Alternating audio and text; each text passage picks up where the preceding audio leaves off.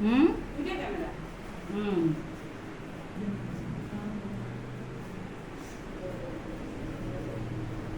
তিরিশ 35 মিনিটের না হলে গানটা যাইব না। গান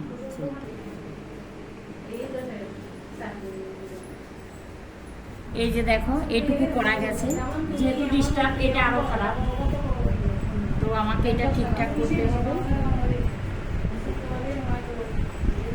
সুতোটা এখানে নিলাম যাতে হারিয়ে না যায়, কাঁচিটা শোনটা হারিয়ে যায়, এর জন্য এখানে রেখে দিয়েছি।